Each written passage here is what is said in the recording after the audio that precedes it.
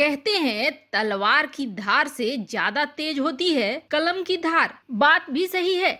जहां कलम से आप कान खुजला सकते हो तो तलवार से तो बिल्कुल भी नहीं। तो अब इसी कलम की धार से भारत ने चीन को नचा दिया है।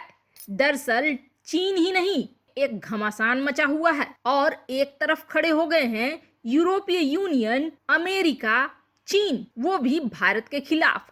आखिर कौन सी लड़ाई चल रही है? इस घमासान का आखिर क्या फैसला होगा? तो वहीं दूसरी तरफ भारत, रूस, चीन और अमेरिका तीनों को पछाड़कर कहां आगे निकल गया है। इसके अलावा बहुत कुछ। आइए जानते हैं इन खबरों को विस्तार से। उतर गया जो लोई, क्या करेगा कोई।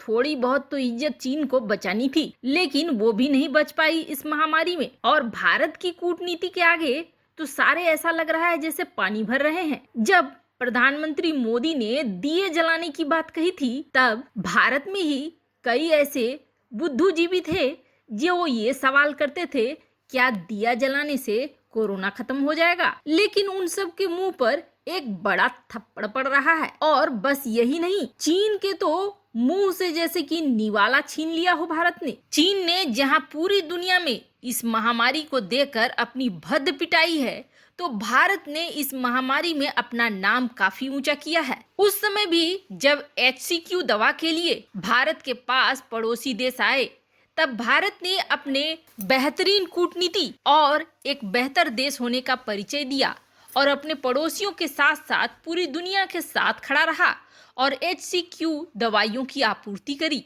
भारत की छवि में और भी अच्छाई जोड़ने के लिए ये बेहतरीन मौका था। और अब इसके बाद आप कल्पना कीजिए कि ऐसे ऐसे देश भारत पर भरोसा कर रहे हैं वैक्सीन के लिए, जिसके बारे में आप सोच नहीं सकते थे। ब्राजील के पास कितनी रिक्वेस्ट लेकर चीन गया कि उसकी वैक्सीन को खरीद ले ब्राजील, लेकिन ब्राजील पहले ही भारत के स्वदेशी वैक्सीन को इस्तेमाल करने की इच्छा रखते हुए 50 लाख डोज को खरीदने की बात कर चुका है। वहीं दूसरी तरफ नेपाल और अब श्रीलंका भी। ये सब कुछ छिन जाने के बाद चीन की उम्मीद जगी थी दक्षिण अफ्रीका में, जहां उसने सोचा था अपनी वैक्सीन बेचकर खूब कमाएगा। लेकिन अब वहां पर भी चीन की दाल गलती हुई नहीं दिख रही है। अब दक्षिण अफ्रीका भारत में बनने वाली ऑक्सफोर्ड की एस्ट्रोजेनेका वैक्सीन खरीदने की बात कर रहा है। दक्षिण अफ्रीका ने भारत में बन रही ऑक्सफोर्ड वाली एस्ट्रोजेनेका की वैक्सीन की खरीद पर अपनी दिलचस्पी जताई है। दक्षिण अफ्रीका का कहना है कि वो अपने देश के स्वास्थ्य कर्मचारियों को टीका लगाने के लिए इस वैक्सीन की 1.5 मिलियन खुराक भारत से खरीदेगा। मतलब कुल मिलाकर ये कहें तो अब भारत वैक्सीन के मामले में सबसे ऊपर की श्रेणी में आ रहा है। हाल ही में ब्राजील ने भी भारत की स्वदेशी कंपनी भारत बायोटेक की कोवैक्सीन के 50 लाख डोज खरीदने की बात कही थी, क्योंकि ये सबसे असरदार वैक्सीन मानी जा रही है। इसमें किसी भी तरह के साइड इफेक्ट्स की संभावना बेहद कम है। दूसरी ओर दुनिया को जिसने ये समस्या दी है, चीन की वैक्सीन में साइड इफेक्ट्स की भरमार है। और अब भारत नेपाल समेत श्रीलंका को भी वैक्सीन देने की ओर तत्पर दिखाई दे रहा है। वैसे आपको बता दें, ये वही नेपाल और श्रीलंका है जो चीन के इशारों पर कुछ वक्त पहले भारत के साथ अपने रिश्तों को बर्बादी की तरफ ले जा रहे थे। लेकिन भारत की वैक्सीन कूटनीति इन पर पूरी तरीके से भारी पड़ रही है और ये भारत के लिए बहुत ही अच्छा समय है। भारत में मैन्युफैक्चर हो रही दोनों ही वैक्सीन का खर्च बहुत कम है। ऐसे में जिस तरह की व्यवस्था है अभी दुनिया में अर्थव्यवस्था की, उसको देखते हुए भारत ऊपर चला जा रहा है, सर्वोच्च हो जा रहा है। और इस वैक्सीन के जरिए भारत एक नई कूटनीति बिछा रहा है जो कि दुनिया के हित में है और भारत को आगे ले जाने के लिए भी काफी जरूरी है। इस मामले में भारत सबको पछाड़कर आगे निकल चुका है। तो वहीं दूसरी तरफ WTO में घमासान मचा हुआ है।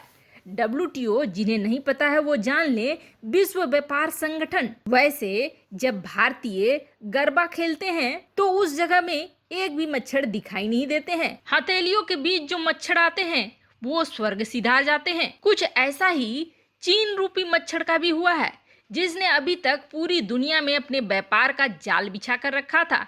ऐसे ही नहीं, ट्रिलियन पर ट्रिलियन पार करे जा रही थी उसकी अर्थव्यवस्था। लेकिन अब उसके दिन गए, कुछ ऐसा ही हाल हो रहा है। WTO में एक तरफ यूरोपीय यूनियन, चीन, अमेरिका खड़े थे। जी हाँ, आपने बिल्कुल सही सुना।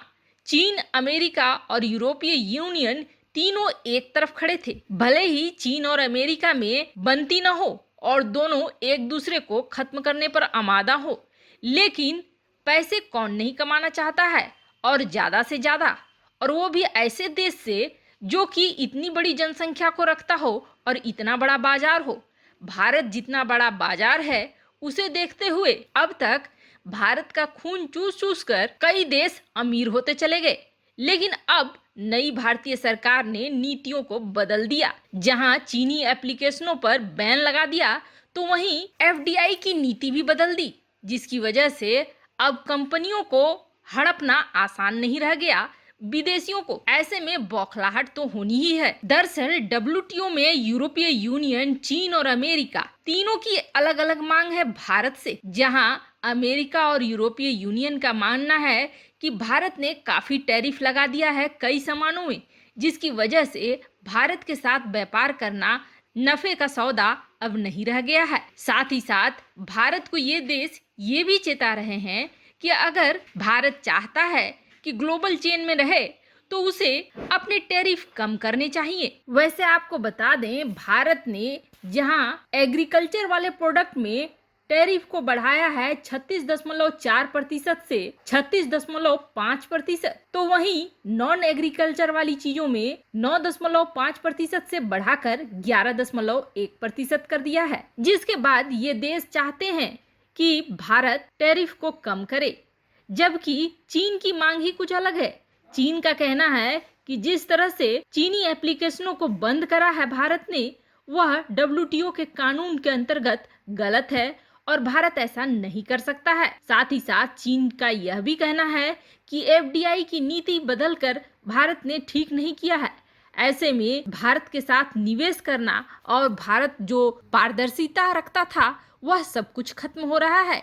लेकिन कहते हैं ना, देखो कौन बोला, सूप बोली तो सूप चलनी भी बोली। चीन जो खुद अपने देश में पारदर्शिता नहीं रखता है और खुद अपने नियम इतने कठोर रखता है कि दुनिया के देश उसके देश में व्यापार नहीं कर सकते हैं, उसने डब्ल्यूटीओ में ये बात कही।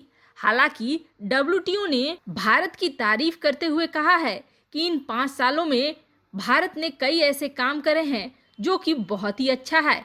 यही वजह है कि भारत ने 7.4% की ग्रोथ दिखलाई है अपने कैपिटल इनकम में, जो कि बहुत ही शुभ संकेत है। वैसे आपको क्या लगता है, ग्लोबल चेन में बनने रहने के लिए भारत को अपनी टैरिफ कम रखनी चाहिए? कमेंट कर अपनी राय जरूर बताएं। जल्द मिलते हैं अगले वीडियो में नई खबर के साथ।